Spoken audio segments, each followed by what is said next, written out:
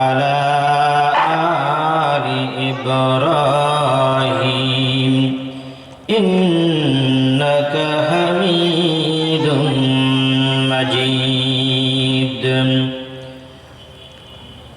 بلغ العلا بكماله كشف الدجى بجماله حسنت جميع خصاله صلوا عليه وآله حمد بیہد مر خدائے فاخرہ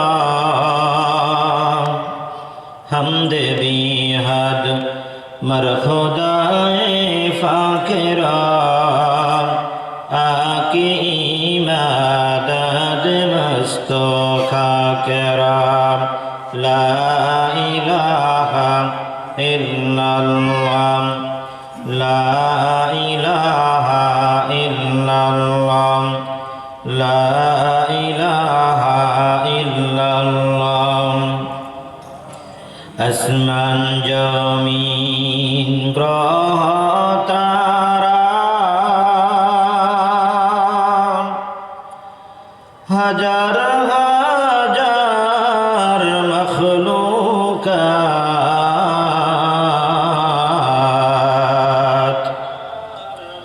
আসমান জমিন গ্রহ তারা হাজার হাজার মখলুকাত তসবিহ পড়ে জিকির করে সকাল সন্ধ্যা দিবারাত লা ইলাহা ইল্লাল্লাহ লা ইলাহা ইল্লাল্লাহ লা ইলাহা ইল্লাল্লাহ লা ইলাহা ইল্লাল্লাহ তাওহীদ কি আমানত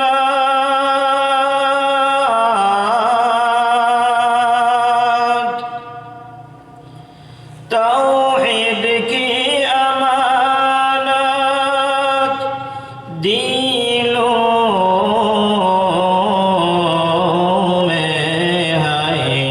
हमारा आशा नहीं मिटाना नाम निशा हमारा ला इलाहा इल्लल्लाह ला इलाहा इल्लल्लाह ला इलाहा इल्लल्लाह মুহাম্মাদুর রাসূলুল্লাহ সাল্লাল্লাহু আলাইহি ওয়াসাল্লাম।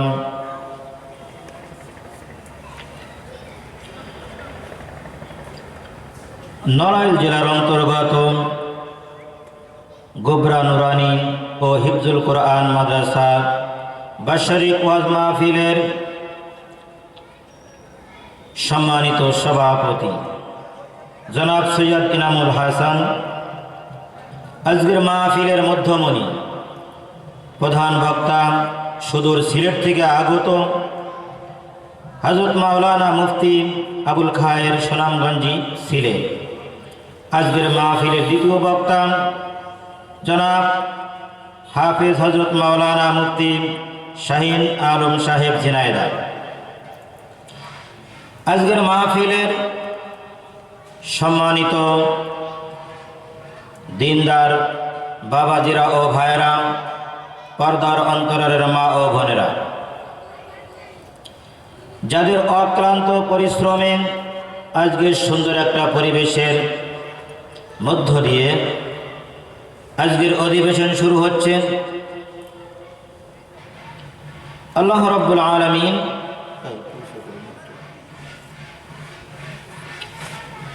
জ্ঞাপন করি রব্বুল আলামিন বিশেষ করে এই এলাকাবাসীর, গোবরা এলাকাবাসীর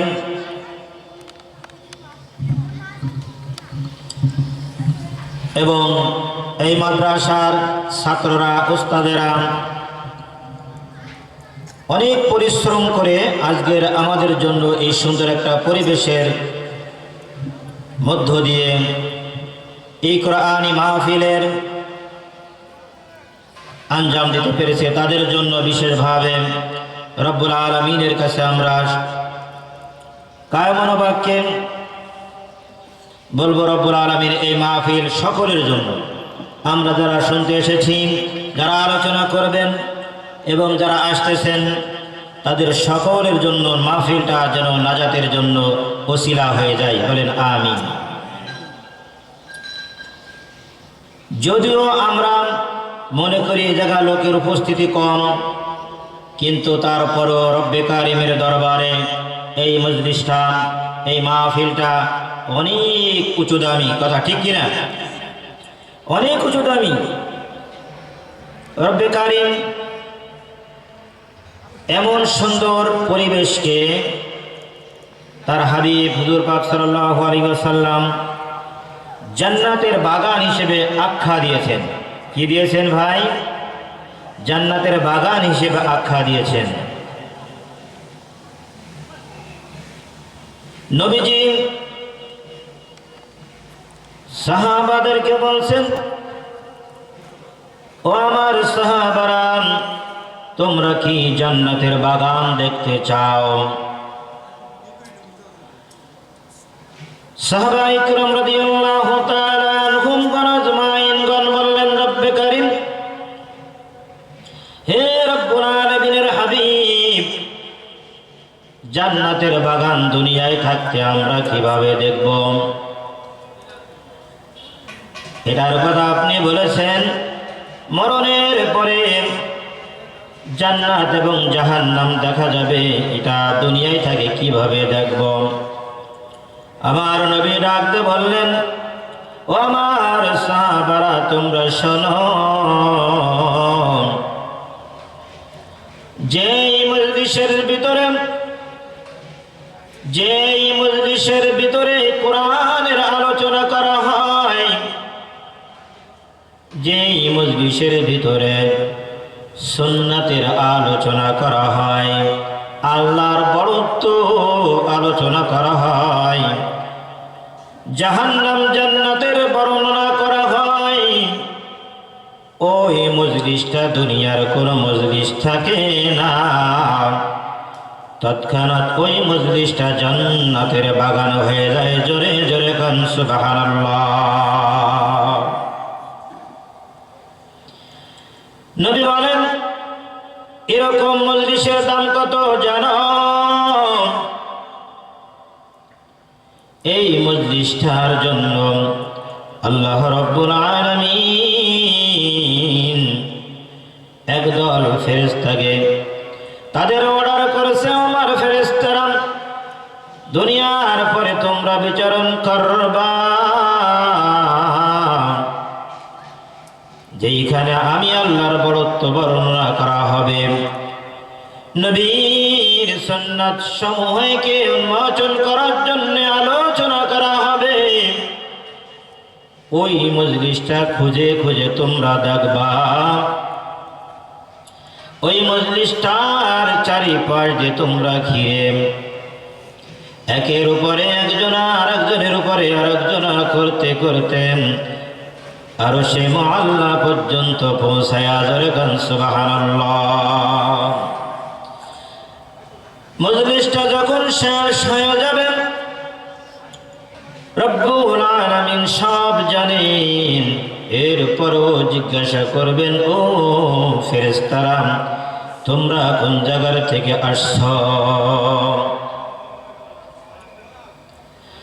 আল্লাহ রাব্বুল আলামিনের কথা শোনার পরে ফেরেশতারা ডাক দিয়ে বলে, রব্বে কারীম, ওই গুবরা মাদ্রাসা মাঠ প্রাঙ্গণে তোমার একদল বান্দার বসে, বান্দিরা বসে, ও মাওলা, তোমার দ্বীনের কথা, কোরআনের কথা, তোমার বরত্বর কথা বর্ণনা করতেছিল, আর তোমার কাছে মাপ চাইতেছিল। আল্লাহ, গুনাহ করেছি, কেউ জানে না, কিন্তু তুমি জানো। কত গুনাহ করেছি গোপনে, হো মালিক তুমি ছাড়া আর কেউ জানে না। ওই গুনার জন্য তোমার ভয়ে তারা মজলিসের ভিতরে কান্নাকাটি করছে, তোমার কাছে মাপ চাই, তোমার কাছে ক্ষমা প্রার্থনা করেন। রব্বুল আলামিন ডাকতে বলবে, আমার ফেরেশতারা, ওই সমস্ত বান্দা বান্দিরা আমি আল্লাহকে দেখছে নাকি? আল্লাহকে দেখছেন নাকি? মনের ভুলেও দেখছেন নাকি আল্লাহকে? জান্নাত দেখছি, জাহান্নাম কোনোটাই দেখি নাই। এরপরও আল্লাহকে আমরা কি করি? ভয় করি।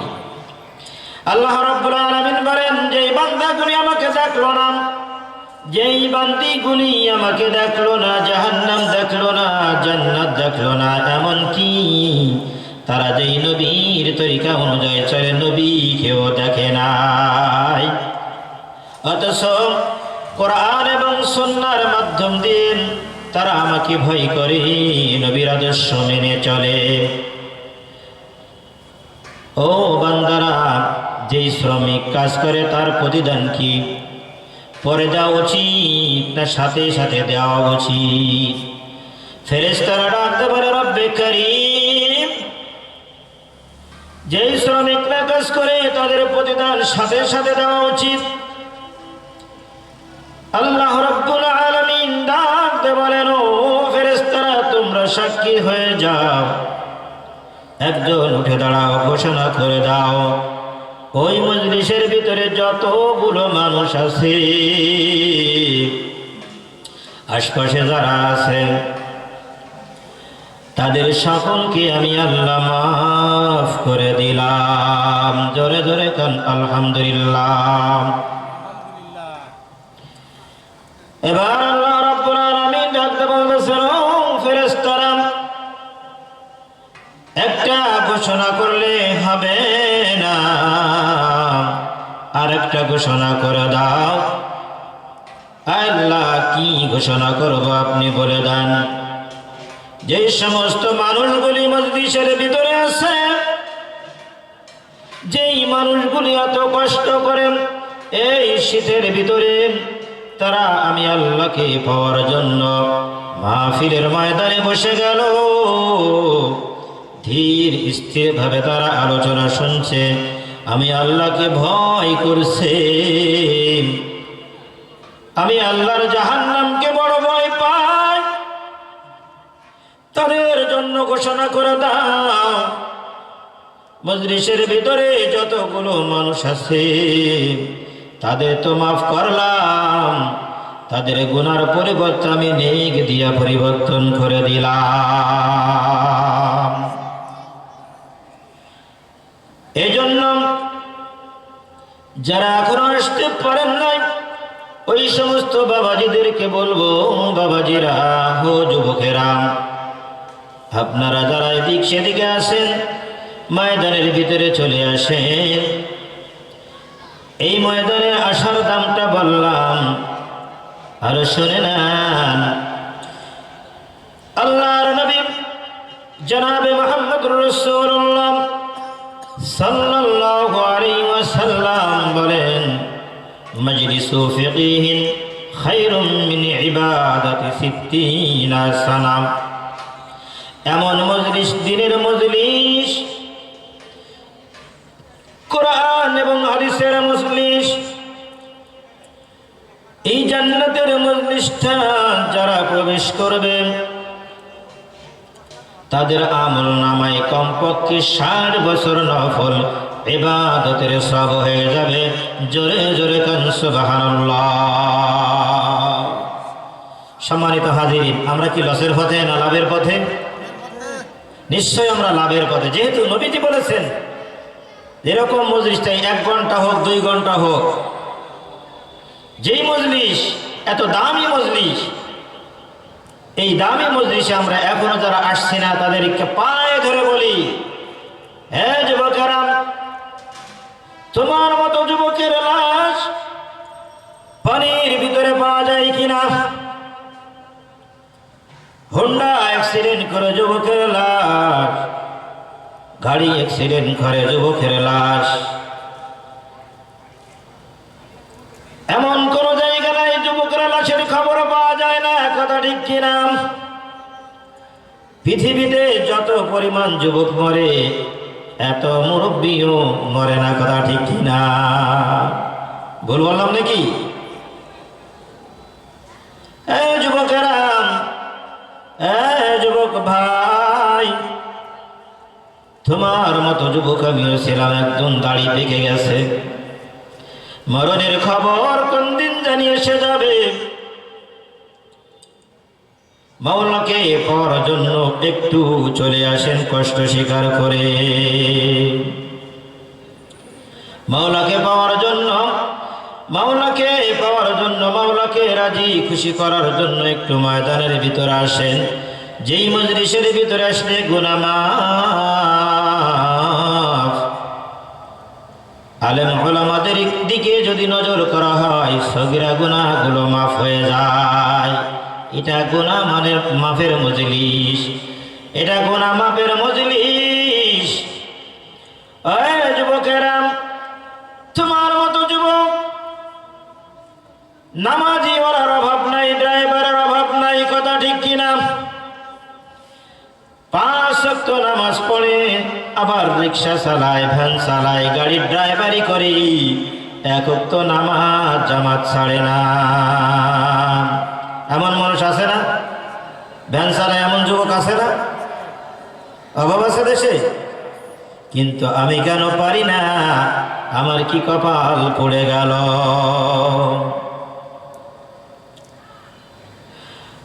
হে যুবক ভাই, যখন তুমি মাওলাকে ডাক দেবে আল্লাহ, তোমার পরে মাওলা খুশি হয়ে যাবে। এই বয়সে সে গুনার কাজে লিপ্ত থাকতে পারত, অথচ সে লিপ্ত নাই, ইবাদতের ভিতরে আছেন। আল্লাহ বড় পছন্দ করে। হে যুবক, তুমি যদি কুদরতি পায় রব্বুল আলামিনের, আল্লাহ রাব্বুল আলামিনের কুদরতি কদমে সিজদা দাও, এই সিজদা দেওয়ার সাথে সাথে আল্লাহ রাব্বুল আলামিন তোমার জীবনের গুনাহগুলি মাফ করে দেন। তাহলে আল্লাহকে আপনি কি গোবরার বাজারে যেয়ে পাইবেন? পাইবেন নাকি? নড়াইলের বাজারে, যশোরের বাজারে আল্লাহকে পাইবেন, খুলনার বাজারে আল্লাহকে পাওয়া যাবে না। আমি যদি রাজধানী ঢাকায় যাই সেখানেও আল্লাহর পরিচয় পাবো না। আল্লাহর পরিচয় যদি পেতে চাই এমন মজলিসে আসতে হবে, কোরআনের মাধ্যমে আল্লাহকে পাবেন, হাদিসের মাধ্যমে রব্বুল আলামিনের পরিচয় পেয়ে যাবেন। মাদ্রাসার ভিতরে আসেন, মাওলার পরিচয় পেয়ে যাবেন। মসজিদের ভিতরে আল্লাহর কুদরতি কদমে সিজদা দেন, আল্লাহকে পেয়ে যাবেন। এই কোরআনকে, এই দিনকে, আল্লাহকে পরিচয় করার জন্য নবী কম কষ্ট করেছেন নাকি? কম কষ্ট করেছেন? আজকে দুপুরবেলা জুমার নামাজের আলোচনার ভিতরে বলতেছিলাম, পৃথিবীতে যত নবী আসছে সমস্ত নবীগুলির কান্না যদি এক পাল্লায় রাখা হয়, আর আমার নবীর একদিনের কান্না, তায়েফের ময়দানের কান্না যদি এক পাল্লায় রাখা হয়, সমস্ত নবীদের চোখের পানি থেকে নবীর কান্নার চোখের পানি বেশি হয়ে যাবে। আমার নবীকে দিন প্রতিষ্ঠিত করার জন্য এত অপমানিত হতে হয়েছে, এত মার খাইছেন। তায়েফের ময়দানে তিনি মার খাইলেন, উহুদের ময়দানে তিনি মার খাইলেন। আমার নবীকে উহুদের ময়দানে মেরে বেহুশ করে ফেললেন, লোহার কড়া মাথার ভিতরে ঢুকে গেল, নবী পড়ে গেলেন গর্তের ভিতরে দিন কায়েমের জন্য। যেই দিনটা আমরা পাইলাম বিনা কষ্টে, এই জন্য আমাদের কাছে কোনো দাম নাই। যদি আমাদের রক্ত ঝরায় আনা লাগতো ওই দিনকে, তাহলে আমাদের কষ্টের দাম বুঝতাম এই দিন কত দামি। মুসলমানের ঘরে জন্ম হয়েছি তো এই জন্যে আমরা দাবি করি মুসলমান। মুসলমান এত সোজা না, মুসলমান এত সোজা না। আল্লাহ রাব্বুল আলামিন বলেন মুসলমানিত্ব বজায় রাখা অনেক কঠিন। ও আনতুম মুসলিমুন, আল্লাহ বলেন মুসলমান না হয়ে কবরে আসবা না। তাহলে মনে হয় কথাটার গুরুত্ব কম। হ্যাঁ, আল্লাহ বললেন মুসলমান না হয়ে কবরে আসবা না, তাহলে এই কথাটার গুরুত্ব কম। তাহলে নবী উহুদের ময়দানে দাঁত ভাঙলেন, লোহার কড়া মাথা ভেঙে গেল। দিন প্রচার করতে গিয়ে দিনকে প্রতিষ্ঠিত করার জন্য নবী উহুদের ময়দানে যখন মার খেয়ে পড়ে গেলেন, সারা মদিনায় মরদুদ শয়তান প্রচার করে দিল মুহাম্মদ, মুহাম্মদ নাই রে, মুহাম্মদ নাই, মুহাম্মদ কতল হয়ে গেছে। সাহাবায়ে কেরাম হয়রান হয়ে গেলেন, কি ব্যাপার নবী নাই?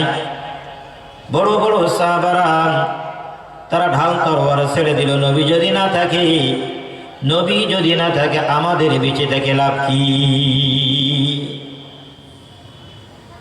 নবী একজন সাহাবা হযরতে হানজালা রাদিয়াল্লাহু তাআলা আনহু মাত্র বিয়ে করছেন, বাসর রাত। কি রাত? বাসর রাত। ফরজ গোসল হয়ে গেল, তার উপরে গোসল ফরজ হয়ে গেল। গোসল করার জন্য পানির কিনারায় গিয়ে দাঁড়াইছে। কে যেন ডাক দেবে, রে নবীর উম্মত, হ্যাঁ নবীর সাহাবী, যেই নবীর জন্য তোমরা দিনের জন্য জীবন দিয়ে দিতেছ, ওই দিনের নবী উহুদে নাই গো, উহুদে নাই। হানজালার কানের ভিতরে যখন এই কথাটা স্পর্শ হয়ে গেল, তিনি গোসলের কথা ভুলে গেলেন। কার জন্য গোসল করব? যেই নবীর জন্য, যেই নবীর মায়ার জন্য আজ আল্লাহকে চিনলাম, যেই নবীর জন্য আল্লাহকে চিনলাম, সেই নবী যদি না থাকে আমি হানজালার বেঁচে থেকে কোনো লাভ নাই। বাড়ি যাইয়া বলতেছে, ও বিবি গো, তরবারিটা দাও, লুঙ্গিটা নাও। বিবি ডাক দে বলে, ও নবী সাহাবী, তরবারি দিয়ে কি করবেন? আপনি তো নাপাক। সাহাবা ডাক দে বলেন, ও বিবি, কে যেন ডাক দে বলল, দিনের নবী উহুদে নাই, আমি কার জন্য গোসল করব? বিদায় দাও, দেখা হবে হাসরের ময়দানে, দেখা হবে হাসরের ময়দানে বলে ছুটলেন। খান্দিয়া কোলরে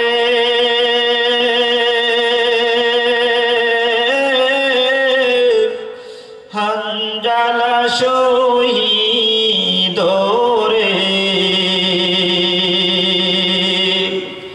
কলিজা সিরিছে রে সেই জঙ্গে উহুদে, কান্দিয়া ব্যাকুলরে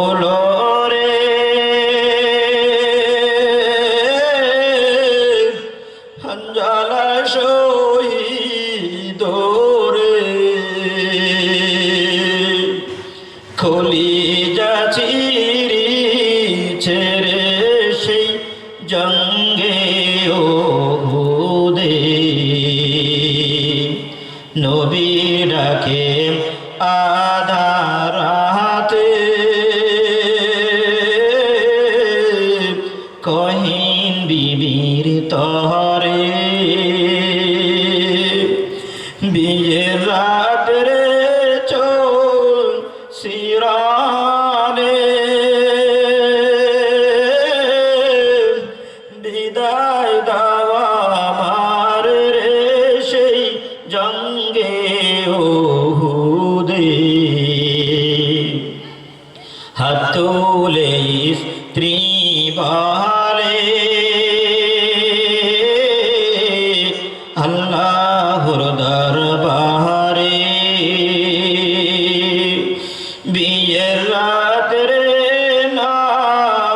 স্বামী সুপিলাম তোমার সেই জঙ্গে উহুদে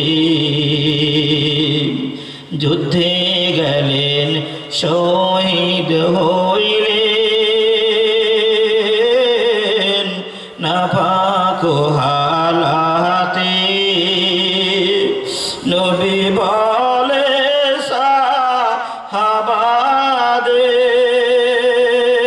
সাহাবাদের বিনা গোসলে খবর দিতে রে সেই জঙ্গে উহুদে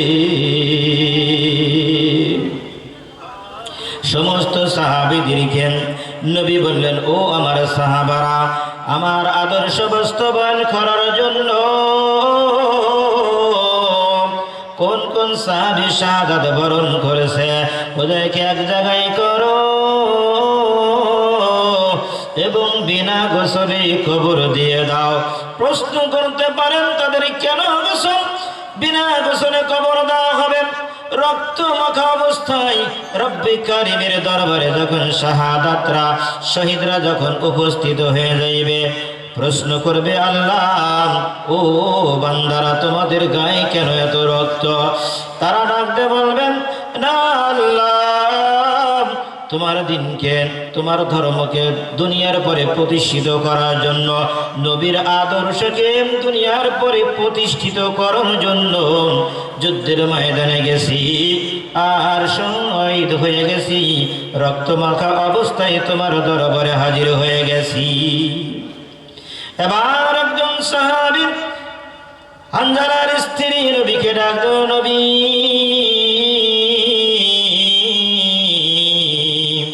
সকল শাহাদাত বরণকৃত নবীর সাহাবীদেরকে গোসল ছাড়া কবর দিবেন, আমার স্বামীকে দিবেন না। কারণ কি আমার প্রাণের স্বামী না পাক,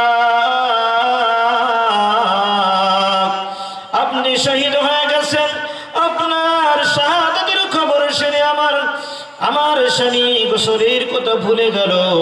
আমি হানজালার একজন বিবি। নবী ডাক বলে, ও সাহাবীরা, আমার হানজালার লাশ খোঁজো, বের করো, তাকে গোসল দাও। অমনি উপর থেকে আওয়াজ আসে, নবী যেই হানজালা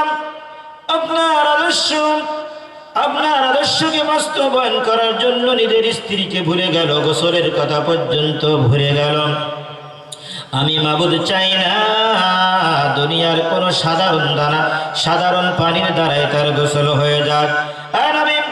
আপনি একটু আকাশের দিকে লক্ষ্য করেন, হযরতে হানজালার গোসল জান্নাতের বরকতি পানি দিয়া ফেরেশতাদের হাতেই গোসল হয়ে গেছে। জোরে জোরে কান সুবহানাল্লাহ। ওই সাহাবী আর আমরা সমান, ওই সাহাবী আর আমরা সমান।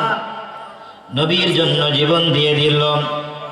ইমামুল আউয়ালিন আল আখিরিন, বারে সাদাকা রাহমাতাল লিল আলামিন, শুধু উজুদাস রাহমাতাল লিল আলামিন, মসজিদে উশুদ হামারা হায় জমিন। নবীর আদর্শ এত সুন্দর, নবী জীবনে কোনোদিন কাউকে গালি দেয় নাই, নবী কাউকে কোনোদিন ধমকের সাথে কথা বলেন নাই। এমন আদর্শবান নবী হযরতে আনাস রাদিয়াল্লাহু তাআলা আনহু নবীর 10 বছর পর্যন্ত খেদমতে ছিল।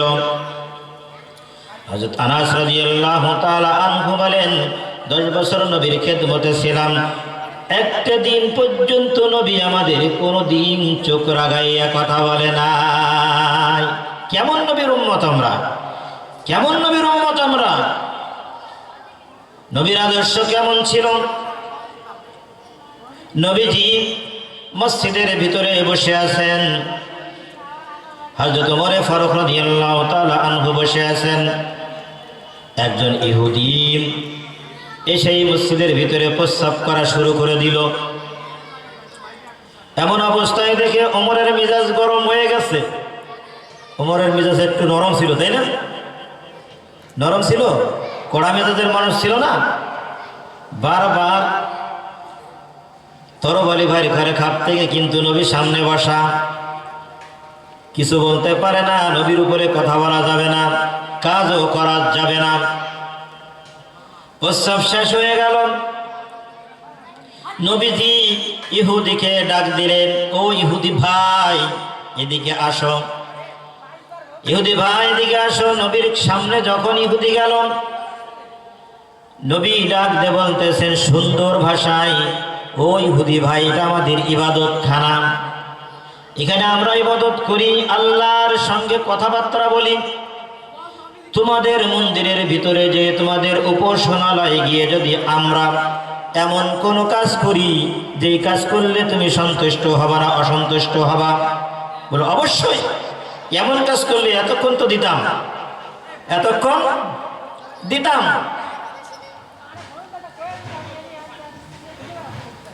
নবীজি রাখতে বলতেছেন, ও ইহুদি ভাই, এটা আমাদের ইবাদত খানা, কোনদিন আর এমন কাজ করবা না, এমন কাজ আর করবা না। নবীর সুন্দর কথা শুনে ইহুদি রাখতে বলতেছেন, ও নবী, আপনার আদর্শকে পরীক্ষা করার জন্য আমি এই কাজটা করছি। নবীর আদর্শকে পরীক্ষা করার জন্য এই কাজটা করছে। নবীর আদর্শ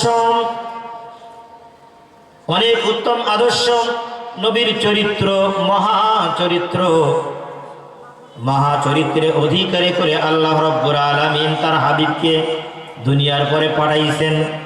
আমার সাথে সবাই পড়তে পারবেন তো? পড়তে পারবেন তো? একটু বলেন না। ওয়া ইন্নাকা লাআলা খুলুকিন আযীম। জোরে বলেন আল্লাহু আকবার। আরো জোরে বলেন আল্লাহু আকবার। আল্লাহ রাব্বুল আলামিন বলেন, আমার নবীকে উত্তম আদর্শ দিয়ে সৃষ্টি করেছি, তৈরি করেছি, যা মাপার কোনো যন্ত্র পৃথিবীতে আবিষ্কার হয় নাই, ভবিষ্যতে হবেও না। কি বলেন? নবীর আদর্শ মাপার জন্য, পরিমাপ করার জন্য কোনো যন্ত্র পৃথিবীতে আবিষ্কার হয় নাই, হবেও না। আমরা ডানে মাপি তার প্রশস্ততা, বামে মাপি, সামনে মাপি, পিছনে মাপি, কিন্তু নবী তার একটা সময় যে শেষ হয়ে যায়। কিন্তু আল্লাহ বলেন, আমার নবীকে এত মর্যাদা, এত সম্মান, তার চরিত্র এত উত্তম করে আমি সৃষ্টি করেছি, যা পরিমাপ করার জন্য পৃথিবীতে কোনো যন্ত্র নাই, আর কোনোদিন হবেও।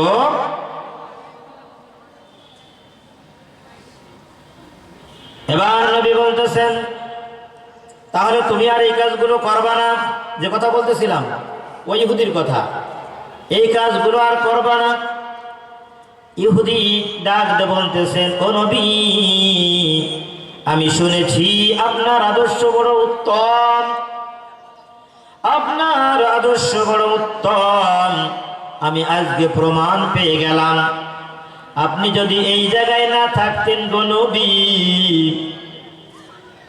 ওমর যে মেজাজের মানুষ, এতক্ষণ পৃথিবীর থেকে আমাকে কোনোদিন এইরকম থাকতে দিত না, আস্ত থাকতে দিত না, এতক্ষণ পর্যন্ত আমার মৌত হয়ে যাইত, অর্থাৎ আমার ধড়ের সাথে মাথা থাকতো না, মাথা থাকতো না। আমি বারবার লক্ষ্য করেছি, আমি যখন এই কাজটা করেছি, ওমর বারবার খাপ থেকে তরবারি বের করছে আর ঢোকাচ্ছে, কিন্তু কিছু বলতে পারছে না। আপনি সামনে বসা, আমি তখন মনে করলাম নবীর আদর্শ, ওমর একজন মিজাজের মানুষ, সে পানি হয়ে গেছে, ওমর পানি হয়ে গেছে। ও ইহুদি ভাই, তুমি কি চাও? ইহুদি ডাক দিয়ে বলেন, নবী গো, যার আদর্শ এত ভালো, আমি কি করে ঈমান নামের দৌলত না নিয়ে যাই? ও নবী, আপনার কাছে আমি দরখাস্ত জানাই, আপনি আমাকে কালেমাটা দিয়া দান, কালেমা দিয়া দান, কালেমা নিয়ে আমি বাড়ি যেতে চাই। ইহুদি পড়ে নিলেন লা ইলাহা ইল্লাল্লাহু মুহাম্মাদুর রাসূলুল্লাহ সাল্লাল্লাহু আলাইহি সাল্লাম। তাহলে নবীর আদর্শ কত ভালো। এই নবীর আদর্শে যদি আমরা চলতে পারি, আমাদের জীবনকে গড়তে পারি, তাহলে আমাদের মান মর্যাদা বেড়ে যাবে না কমে যাবে? নবীজি দুনিয়া থেকে ইন্তেকাল হবেন এমন মুহূর্তে নবীজি মুমূর্ষ অবস্থায় আছেন, কখনো হুশ কখনো বেহুশ। আল্লাহ রাব্বুল আলামিন হযরত আজরাইল আলাইহিস সালামকে পাঠায় দিলেন, যা আমার বন্ধুর কাছে যাও, তবে আমার বন্ধুর কাছে এমনি ঢুকবা না, অনুমতি ছাড়া আমার বন্ধুর ঘরে ঢুকবা না, অনুমতি ছাড়া আমার বন্ধুর ঘরের ভিতরে প্রবেশ করবা না।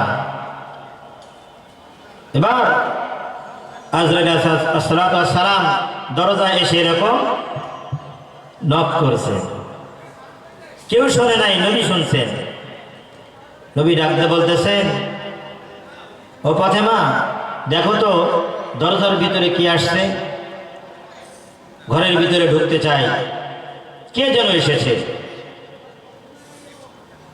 এখন ফাতেমা যদি আজরাইলকে না দেখে, তাহলে মনের ভিতরে একটু সন্দেহ জাগবে না, যে বাবাই মনে হয় অসুস্থতার কারণে উল্টো পাল্টা কিছু বকছে।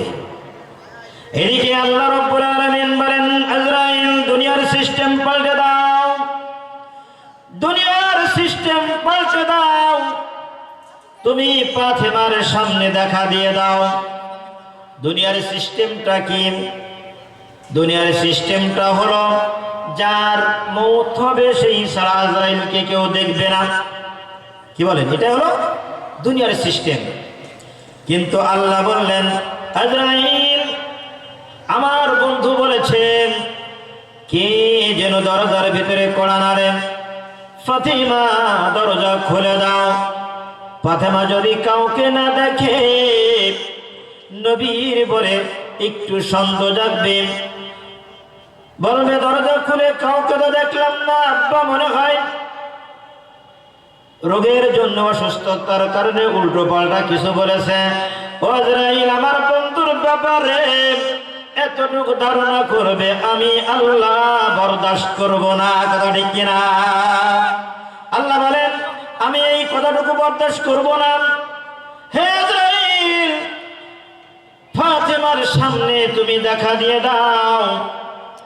এবার ফাতেমা দরজা খুলে যখন দেখে এমন একটা মানুষ দরজার সামনে দাঁড়ানো, যেই মানুষটার মদিনার মানুষের সামনে কোনো মিল নাই, মক্কার মানুষের সাথে কোনো মিল নাই, যে মানুষটা মক্কার এবং মদিনার মানুষের সাথে মিল নাই।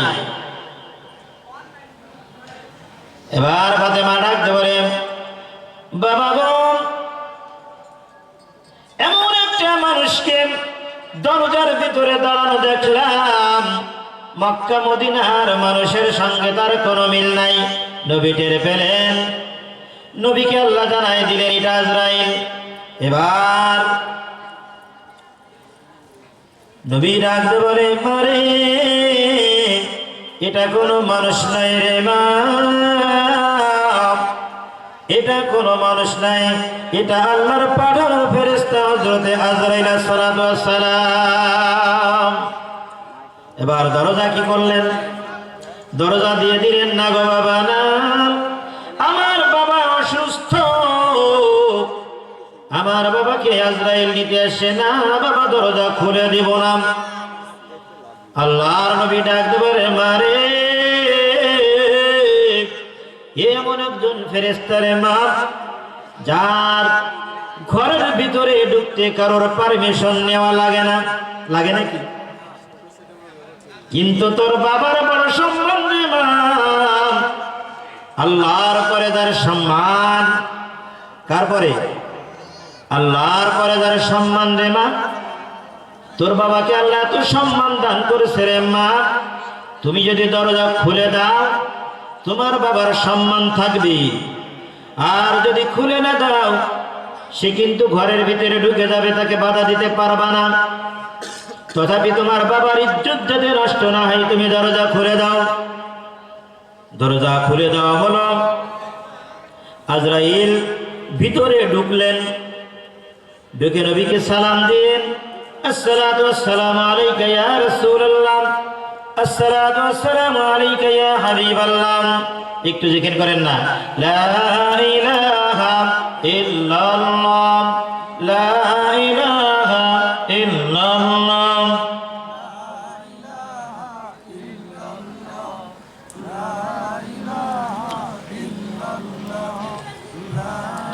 লা ইলাহা ইল্লাল্লাহ মুহাম্মাদুর রাসূলুল্লাহ। এবার আজরাইল আসসালাতু ওয়াসসালাম সালাম দিয়ে নবীর পাশে বসে পড়লেন। আল্লাহ নবী জিজ্ঞাসা করলেন, আজরাইল কেন এসেছ? আজরাইল ডাকতে পারে, নবী গো,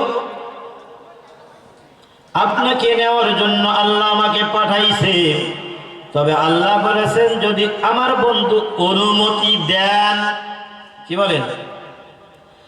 আল্লাহ নবীর কাছে জিজ্ঞেস করার পরে যদি অনুমতি দেন তাহলে যান কবজ হবে, না হলে ফেরত আসবা। যদি নবী অনুমতি দেন তাহলে তুমি তার যান কবজ করবা, অন্যথায় তুমি ফেরত আসবা।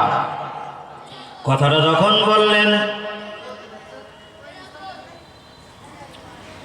এবার নবী রাখতে বলেন,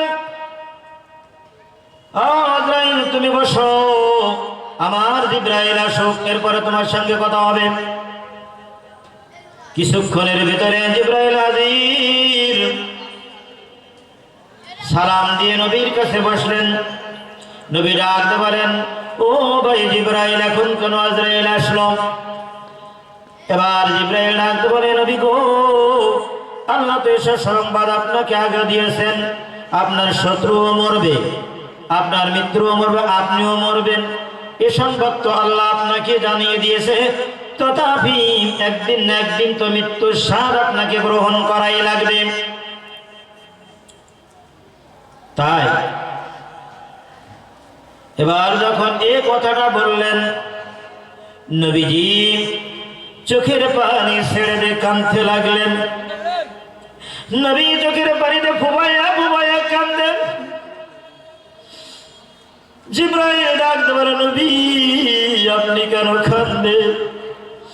দুনিয়ার থেকে চলে যাবেন এই জন্য কাঁদেন? না জিবরাইল, সেই জন্য কাঁদি না। ও নবী, খাদিজার কথা কি আপনার মনে পড়ে গেল? না, খাদিজার কথা মনে পড়ে নাই। নবীজি আপনি খাদিজার জন্য চিন্তা করবেন না, খাদিজাকে আল্লাহ জান্নাত দান করেছে। ও নবী, তাহলে আপনি কেন কাঁদেন? হাসান হুসাইনের কথা মনে পড়ে গেল নাকি?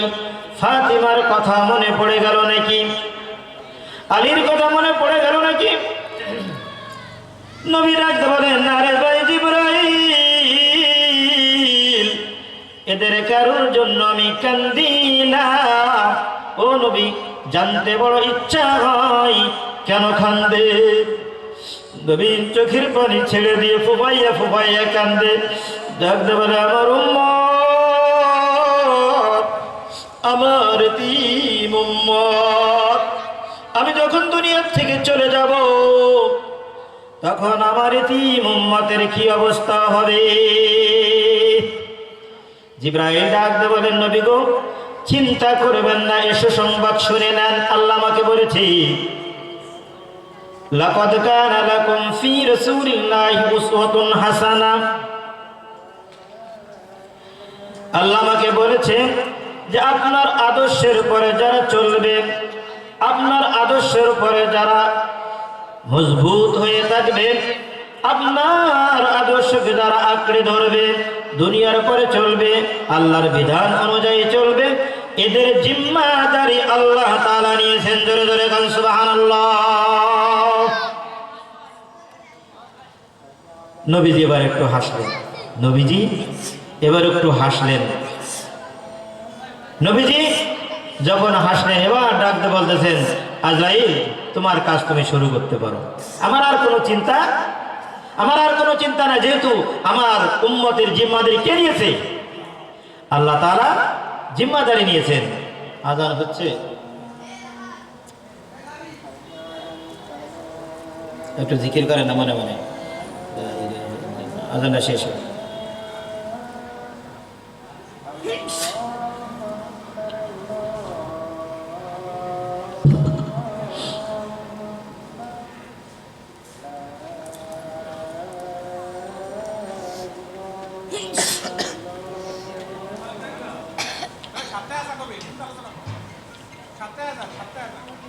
সম্মানিত উপস্থিতি, যে কথা বলতেছিলাম, আজরাইলকে অর্ডার দিলেন নবীজি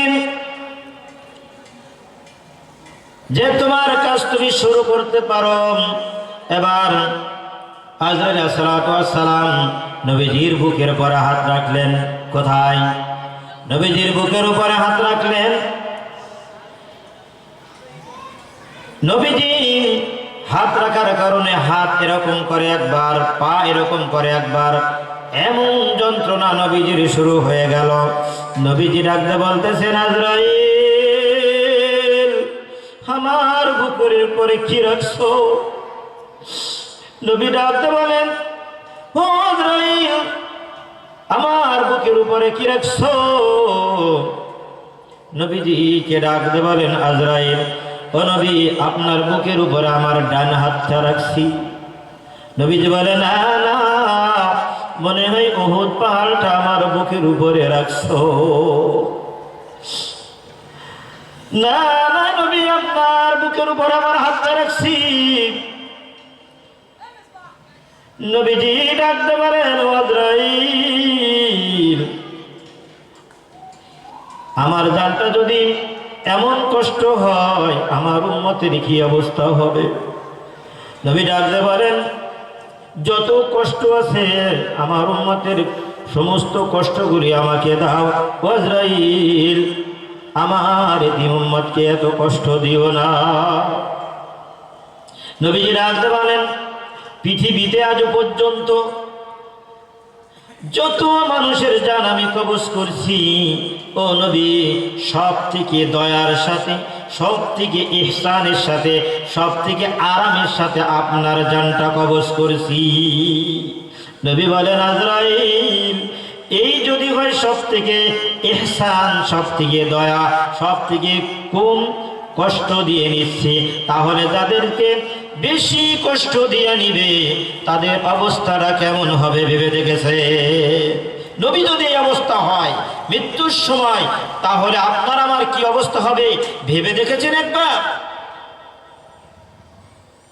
নবী দুনিয়ার থেকে চলে গেলেন, সাহাবীদের ভিতরে শুধু বিরহের কান্না আর কান্না, কান্না আর কান্না। হযরত আবু বকর কান্দে। আবু বকর রাদিয়াল্লাহু তাআলা আনহু মানুষের সঙ্গে যখন কথা বলতেন তার ভিতর থেকে কলিজা পোড়া গন্ধ আসতো। আবু বকর রাদিয়াল্লাহু তাআলা আনহু যে ঘরটার ভিতরে থাকতেন, ঘরের উপরে একটা সামিয়ানা ছিল, শুধু বলতেন, আহ নবী নাই, আহ নবী নাই। এই হাওয়াটা সামিয়ানার পরে লাগতে লাগতে কালো হয়ে গিয়েছিল। আমি ওমরের কথা বলতেছি না, উসমানের কথা বলি না, আলীর কথা বলতেছি না, হযরতে বিলাল রাদিয়াল্লাহু তাআলা আনহুর কথা একটু বলবো। হযরত বিলাল রাদিয়াল্লাহু তাআলা আনহু মসজিদে নববীর মুয়াজ্জিন ছিলেন। নবী চলে যাওয়ার পরে এত কষ্ট পেলেন, এত কষ্ট পেলেন, এত বিরহে তার ভিতরে লেগে গেল। বলে, আমি মদিনায় থাকবই না, মদিনায় থাকবো না। উনি চলে গেলেন দামেস্কের ভিতরে। দামেস্কের ভিতরে তিনি চলে যাওয়ার পরে 1 মাস, 2 মাস, 3 মাস, 4 মাস, 5 মাস, 6 মাস অতিবাহিত হয়ে গেছে। বিলাল আর মদিনায় আসে না, বিলাল মদিনায় আসে না। নবীর বিরহে কষ্টে এই জায়গা থেকে দেশ ত্যাগ করে চলে গেল। 6 মাস পরে নবী বিলালকে স্বপ্ন দেখা দিলেন, হে বিলাল, ই কেমন জুলুমের কথা, এটা কেমন জুলুমের কথা বিলাল, 6টি মাস হয়ে গেল তোমার একটা সালাম পেলাম না। কত দূর দূরান্ত থেকে মানুষ ঘুরে আসে আমার কবরের পাশে দাঁড়ায়, আমি কত মানুষের সালাম গ্রহণ করি রে বিলাল, আমার বিলালের একটা সালাম আমি আজ পর্যন্ত পাইলাম না। ঘুমের ঘরে বিলাল হাউমাউ করে কেঁদে দিল।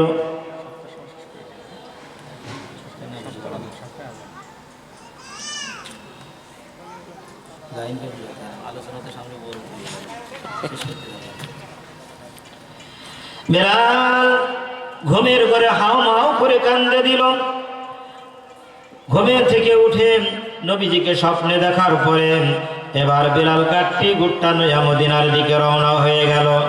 বিলাল হাঁটে আর কান্দে, নবী নাই, নবী নাই।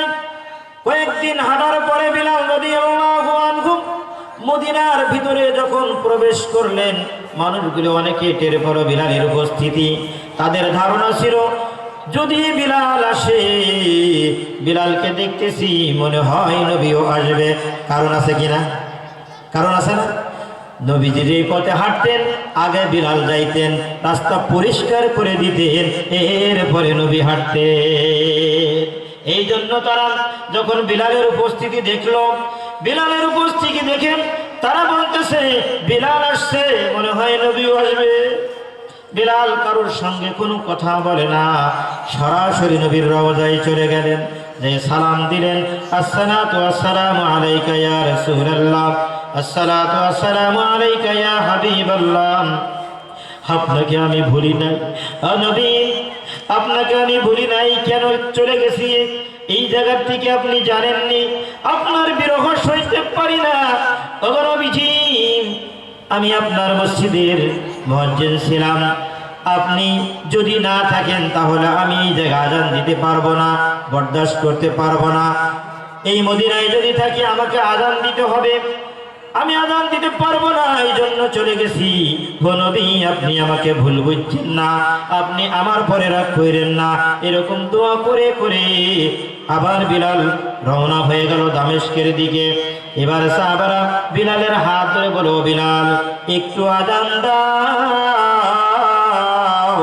6টি মাস হয়ে গেল বিলাল রে, তোমার আজান মদিনার বুকে হয় না। কয়টি মাস হয়েছে? 6 মাস হয়ে গেল, তোমার আজান হয় না। ও বিলাল একটু আজান দাও। কারোর কথা শোনে না বিলাল, হাঁটতেই থাকে। সাহাবারা চলে গেল নবীজির নাতিদ্বয়ের কাছে, হাসান হুসাইনের কাছে, যে ডাকতে বলতে, হাসান হুসাইন, এত করে বোঝালাম বিলালকে একটু আজান দেওয়ার জন্য, বিলাল তো আজান দেয় না, তোমরা একটু বোঝাও, একটু আজান দিই। 6টি মাসের ভিতরে বিলালের আজান শুনি না। এবার হাসান হুসাইন দুইজনে চলে গেল, বিলালের 2 হাত ধরো, হামজা করেন। নবীজির হাত 2 ভাই যেমন ধরতো, এবার ডাকতে বলে, বিলাল একটু আজান দাও। ও বিলাল, 6টি মাস হয়ে গেল, তোমার আজান আমরা শুনতে পারি না, একটু আজান দাও। এবার বিলাল চিন্তায় পড়ে গেল।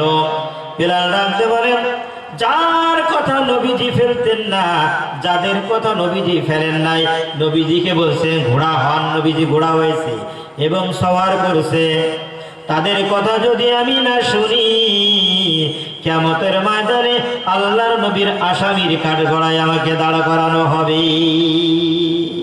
বিলাল দৌড়ায় চলে গেলেন মিনারায়, আজান শুরু করে দিল। আজানের শুধু আশহাদু আন্না মুহাম্মাদুর রাসূলুল্লাহ পর্যন্ত যখন গেল, যাওয়ার সাথে সাথে বিলাল বেহুশ হয়ে পড়ে গেল। বিলালের আজানের পাওয়ার ছিল কত জানেননি? শুনছেন?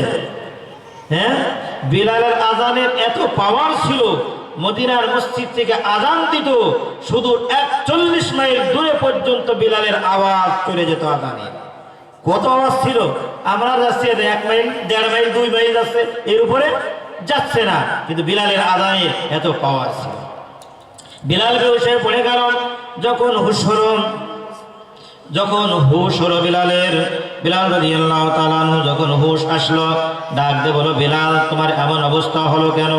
বিলাল ডাকতে বলে, ও আল্লাহর নবী, সাহাবারা আমি যখন আযান দিতাম, যখন আযানের মাঝে আশহাদু আন্না মুহাম্মাদুর রাসূলুল্লাহ বলতাম, একটি বারের জন্য হলো নবীজির সুন্দর চেহারার দিকে তাকাইতাম। আমি আজকে কেন বেহুশ হয়ে গেলাম জানেননি? সেটা হলো আমি যখন আশহাদু আন্না মুহাম্মাদুর রাসূলুল্লাহ বলেছি, আমার নবীকে যখন আমি দেখতে পারি নাই, আমি বিলাল বরদাস্ত করতে পারি নাই, আমি বিলাল বরদাস্ত করতে পারি নাই, আমি বিলাল বরদাস্ত করতে পারি নাই, এই জন্য আমি বেহুশ হয়ে গেছি। সুবহানাল্লাহ বলবেন না? বাড়ি যেয়ে বললেন, বাড়ি যেয়ে বললেন, এখানে বলার দরকার নাই। যাই হোক, অনেক সময় আপনাদের সামনে আলোচনা করলাম কোরআন এবং হাদিস থেকে। শোনার নিয়তে আপনারা এবং আমলের নিয়তে আপনারা সবাই কি করবেন? বসবেন এবং প্রধান বক্তার আলোচনা শুনে এরপর আপনারা যাবেন। আল্লাহ তাআলা আমাদের সকলকে আমল করার তৌফিক দান করুন। আমা তৌফিক ইল্লা বিল্লাহ, আমা আলাইনা ইল্লাল বালাগ।